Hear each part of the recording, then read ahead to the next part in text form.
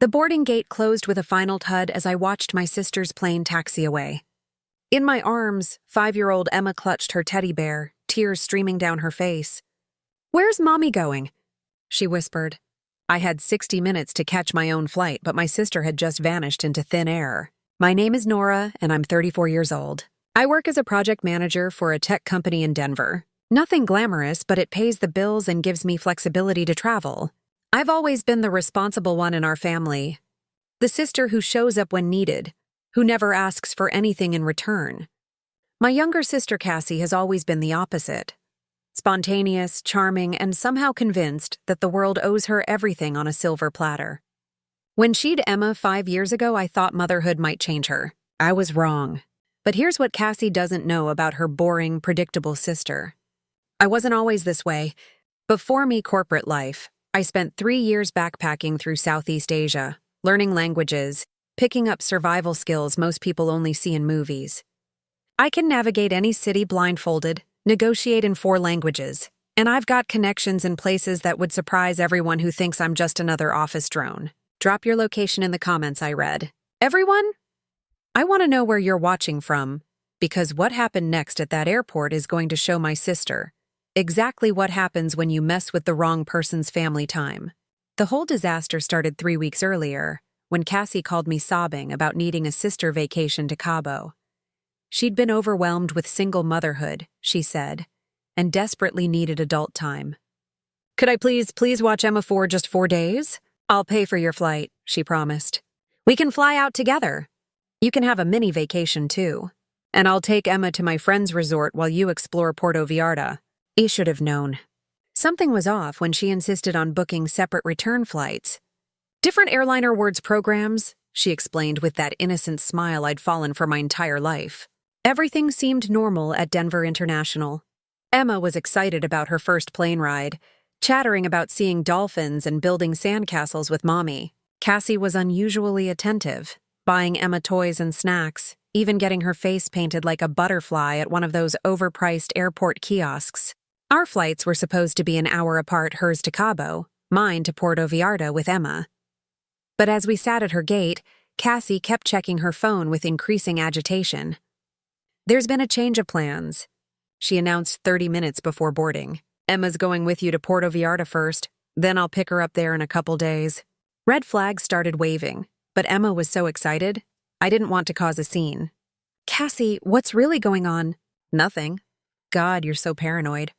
"It's just easier this way." Then came the real gut punch. As passengers started boarding, Cassie suddenly grabbed her carry-on. "I need to use the restroom," she said, kissing Emma quickly. "Watch my bag." 20 minutes passed. The gate agent called for final boarding. I tried calling Cassie straight to voicemail. I grabbed Emma and her things, frantically searching nearby restrooms and shops. That's when I saw her. Through the massive terminal windows, Cassie was standing at a completely different gate across the concourse, laughing with some guy I'd never seen before. A guy who definitely wasn't part of any girl's trip. I ran with Emma bouncing on my hip. But by the time I reached that gate, the boarding door was sealed. Through the jetway windows, I could see Cassie settling into a first-class seat, next to her mystery companion, accepting champagne from the flight attendant. My phone buzzed. A text from Cassie. "Emergency came up. Take Emma home. We'll reimburse your stater. Ticket changes." "Thanks, sis." Emma looked up at me with those huge brown eyes. "Is Mommy coming back?" That's when I realized Cassie had planned this entire thing. The separate flights, the timing, even Emma's face paint. She'd wanted her daughter to remember this as a fun adventure, note abandonment. She'd use me as her free babysitting service while she jetted off with some guy for what was clearly a romantic getaway she couldn't take a child on. The fury that filled me wasn't just about being lied to. It was about Emma, who didn't deserve to be discarded for her mother's latest whim. Standing in that airport terminal, I made 3 discoveries that would change everything. First, when I tried to change Emma's ticket back to Denver, I discovered Cassie had booked her on the cheapest, most restrictive fare possible. No changes, no refunds. The airline wanted $800 to put Emma on my return flight. Second, Emma's bag contained exactly 2 outfits and a single diaper. For what Cassie claimed would be a couple days in Mexico, She'd packed her daughter like she was going to a sleepover, not an international trip. Third, and most telling, when I checked Emma's passport situation, I found something that made my blood run cold. Cassie had forged my signature one-emergency custody forms, listing me as Emma's temporary guardian in case of medical emergency during travel. She'd planned this deception down to the legal paperwork. But Emma was a trooper. As we sat in the airport Starbucks, she colored in her new coloring book and asked innocent questions that broke my heart. When is Mommy coming back? Did I do something wrong? Are you sad because of me? I called Cassie 17 times. Every call went to voicemail. I texted her, "This isn't okay. Emma is asking for you." Her response came 2 hours later. "She's fine with her favorite aunt. Kids are resilient. Enjoy your vacation." The second betrayal came when I tried Tao's my credit card to book us a hotel. Declined. I checked my banking app and nearly dropped my phone. 3 charges from luxury resort services had drained my checking account charges Cassie had somehow made using my card information. She'd not only abandoned her daughter with me, she'd stolen money to fund her romantic escape. I was stranded in a foreign airport with a 5-year-old no hotel money and a sister who'd apparently been planning this con for weeks. But here's what Cassie didn't know about me. I don't panic and I definitely don't give up. The third escalation happened when I finally reached Cassie that evening. Emma was asleep in my arms in the hotel lobby. I'd negotiated a payment plan with a sympathetic manager who was also a mother. "Cassie, you need to explain what the hell is happening. Look, I met someone special." "Okay, this might be my chance at real happiness. Emma will understand when she's older." "Your chance at happiness? What about your daughter's happiness?" "She's having an adventure with you. You're always saying you want to spend more time with her? Not like this. Not because you abandoned her." "Didn't abandon her. I left her with family." "There's a difference. You forged custody documents and stole money from my account." Silence. Then I borrowed. Money I knew you'd give me anyway. "And those forms are just precautionary. You're being dramatic." The final straw came when she added, "Besides, you don't have kids. You don't understand the pressure I'm under. This is the first time in 5 years I've been able to think about myself." I looked down at Emma, who was stirring in her sleep, mumbling, "Mommy" in her dreams. "You're right, Cassie. I don't have kids, but I understand responsibility, which is something you've never learned. Whatever. I'll be back in a week, maybe 10 days. Diego wants to show me around his family's properties." Diego. So now I had a name for her romantic escape partner. "You have 24 hours to get back here and collect your daughter, or I'm calling family services and reporting abandonment." "You wouldn't dare. You love Emma too much to put her through that system." She was right about loving Emma, but she was wrong about everything else. After I hung up, I sat in that hotel lobby holding my sleeping niece and realized something important. Cassie had been manipulating me for years, using my love for Emma as leverage. Every emergency babysitting request, every just this once favor, every time she disappeared for days, leaving me to wonder if Emma was okay. It had all been building to this ultimate abandonment, but what Cassie didn't realize was that she'd just made the biggest mistake of her life. She'd underestimated what her bering sister was capable of when pushed too far. What Cassie had never bothered to learn about me during those 3 years I was finding myself in Asia wasn't just that I'd become fluent in Spanish, Thai, and Mandarin. It wasn't just that I'd learned to navigate bureaucracy in countries where one wrong stamp could land you in serious trouble. What she didn't know was that I'd spent 8 months in Bangkok working with an organization that specialized in reuniting abandoned children with their families and identifying the parents who were deliberately gaming the system. I'd seen this exact playbook before. The strategic abandonment, the forged documents, the financial manipulation, the guilt-tripping about family responsibility, even the timeline Cassie's week, maybe 10 days, was classic. Long enough to establish a pattern of abandonment. Short enough to claim it was temporary if anyone official got involved. But I'd also learned something else during those years. How to build cases that even the most manipulative parents couldn't escape from. Sitting in that hotel lobby with Emma, I opened my laptop and began documenting everything. Screenshots of Cassie's texts, photos of Emma's inadequately packed bag, bank statements showing the unauthorized charges, the forged custody forms, every detail carefully cataloged with timestamps and location data. Then I made a phone call to my friend Maria, who worked for Child Protective Services in Colorado. Not to report Cassie yet, but to understand exactly what constituted legal abandonment and what evidence would be necessary to protect Emma long term. Nora, what you're describing sounds like deliberate abandonment with intent to establish unofficial custody transfer, Maria told me. If you can document that the mother had no intention of returning within a reasonable time frame and took steps to make herself unreachable, that's grounds for emergency protective custody. What kind of timeline are we talking about? 72 hours without contact or clear return plan. But the financial fraud complicates things that suggest premeditation. Perfect. I also reached out to Jake, a former colleague who now worked in international corporate security. If Cassie thought she could disappear into Mexico with her new boyfriend while leaving me holding the bag, she was about to learn why people paid Jake very good money to find people who didn't want to be found. The plan forming in my mind wasn't just about getting Cassie back. It was about making sure she could never use Emma as a manipulation tool again. My first ally was completely unexpected. Isabella, the hotel manager who'd helped us the first night. She was a mother of 3 who recognized the signs of what was happening. Your sister. She did not plan to come back soon. Isabella told me in careful English the next morning as Emma played with blocks in the hotel's kid corner. I see this before women who leave children with family while they explore new relationships. Isabella not only helped me extend our stay at a discounted rate, she connected me with her cousin Roberto, who worked with the local police and specialized in cases involving international child custody issues. If your sister is planning to abandon the child permanently, there are protections, Roberto explained. But we need proof of intent. My second ally was completely digital. The app Cassie didn't know I'd installed on her phone 6 months earlier. When she'd complained about losing her phone constantly, I'd set up a family tracking system for emergencies. She'd forgotten about it, but I hadn't.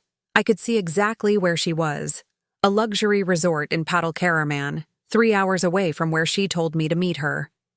More importantly, I could see she'd been there for 2 days before our emergency trip even started. This whole thing had been planned well in advance. Jake's call came on day 3. Found your sister's boyfriend. Diego Mendoza, 38, owns a chain of timeshare properties throughout the Yucatan, currently has 2 outstanding warrants for fraud in Texas and 1 domestic violence charge dismissed in Florida. So, he's not exactly Prince Charming. Gets better. He's married. Wife filed for divorce 8 months ago, but it's being contested. Your sister isn't his first American girlfriend. There's a pattern of targeting single mothers with assets or family money. My blood ran cold. Family money? Nora, I need to ask you something. Has Cassie ever mentioned your grandmother's inheritance? The one she left you both? Grandmother Ruth had left us each $50,000. When Emma was born, I'd invested mine and never touched it. Cassie had blown through hers in 6 months and constantly made comments about how unfair it was that I still had mine. She's been asking about it more lately, I admitted. Check your accounts, all of them. I spent the next hour on banking websites while Emma napped. What I found made me physically sick. Cassie had somehow gained access to my investment account, the one with grandmother's money, and had initiated a transfer of $30,000 to an account in Mexico. The transfer was pending, requiring my approval within 72 hours or it would auto-cancel. She hadn't just abandoned Emma with me. She'd planned to rob me blind while I was stuck in Mexico, unable to stop the transfer without flying home and abandoning her daughter myself. The beautiful trap was now completely clear, and I was done playing victim. I arrived at Cassie's resort with Emma at 2 p.m. on Thursday, exactly when the poolside lunch service was in full swing. I dressed Emma in her prettiest dress and done her hair in pigtails with the butterfly clips Cassie had bought her at the airport. To anyone watching, we looked like a happy aunt and niece reunion. Cassie was exactly where Jake's intelligence had said she'd be. Poolside Cabana 14, drinking mimosas with Diego while wearing a bikini that cost more than most people's mortgage payments. She saw us approaching and her face went through a spectacular range of emotions. Surprise, guilt, annoyance, and finally calculation. Nora, what a surprise. I thought I said I'd call you when I was ready to pick up Emma. Emma ran to her mother, but Cassie barely glanced up from her phone. "Mommy, I missed you." Aunt Nora taught me how to say hello in Spanish.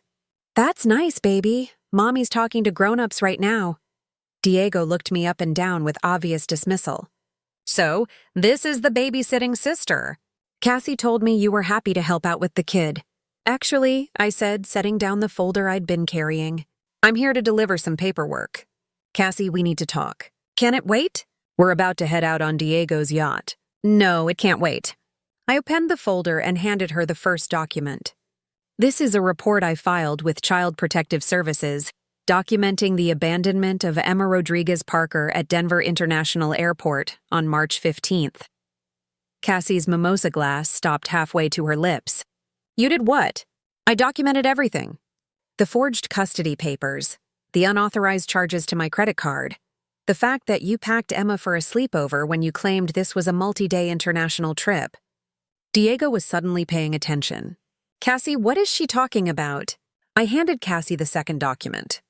"This is a temporary restraining order preventing you from removing Emma from my care until a family court judge can review the abandonment evidence." "You can't do this." Cassie shot to her feet. "She's my daughter." "You're right. She island, which is why abandoning her at an airport to go on vacation with a married man constitutes child endangerment under Colorado law." Diego's face went pale. "Married man? Cassie, you said you were divorced." "I am divorced," she snapped. Then to me, "This is ridiculous. I left Emma with family for a few days. That's not abandonment." I pulled out my phone and played the recording of our last conversation. Cassie's voice filled there. "I'll be back in a week, maybe 10 days. Diego wants to show me around his family's properties." Several other resort guests were now openly staring. Emma, sensing the tension, had moved closer to me. "Here's what's going to happen," I continued calmly. "You have a choice. You can come back to Colorado with us right now. Check yourself into parenting classes, and we can work out supervised visitation until you prove you're stable, or you can continue this vacation. And I'll file for emergency custody based on abandonment and financial fraud." "Financial fraud?" Diego was now looking at Cassie like she was toxic waste. I showed them both my phone screen with the pending transfer. Cass used my personal information to attempt theft of $30,000 from my investment account. The FBI takes international wire fraud very seriously. Diego stood up abruptly. "I don't know what game you're playing, Cassie, but I'm not getting involved in federal crimes and custody battles." He grabbed his things and walked away without looking back. Cassie watched her Prince Charming disappear, then turned to me with pure hatred. "You've ruined everything." "No, Cassie, you ruined everything when you decided to abandon your daughter for a man you barely knew." The flight back to Denver was quiet. Cassie spent most of it staring out the window while Emma slept curled up between us, her butterfly hair clipped slightly crooked, but her face peaceful. At baggage claim, Cassie finally spoke. "So what happens now?" "Now you start being a mother," I replied. "You go to the parenting classes. You get a therapist to figure out why you think abandoning your daughter is acceptable.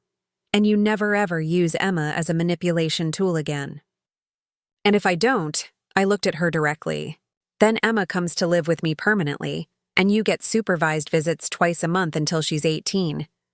Cassie was quiet for a long moment. "You really would take her away from me, would protect her from being abandoned again. There's a difference."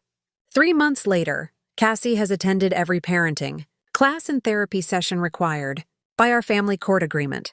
She's also working 2 jobs to pay back the money she stole and to cover Emma's child care while she rebuilds her life. Emma stays with me every weekend, and for the first time she talks about her mommy without that worried look in her eyes. She knows now that there are adults in her life who won't disappear when things get complicated. As for me, I learned that sometimes protecting the people you love means being willing to be the villain in someone else's story. Cassie will probably never forgive me for calling her bluff at that resort. But Emma will grow up knowing that abandonment has consequences, and that love isn't something that disappears when life gets inconvenient. Has your family ever put you in an impossible situation like this? Share your story with our community in the comments. I read every single one, and your experience might help someone else who's dealing with family manipulation.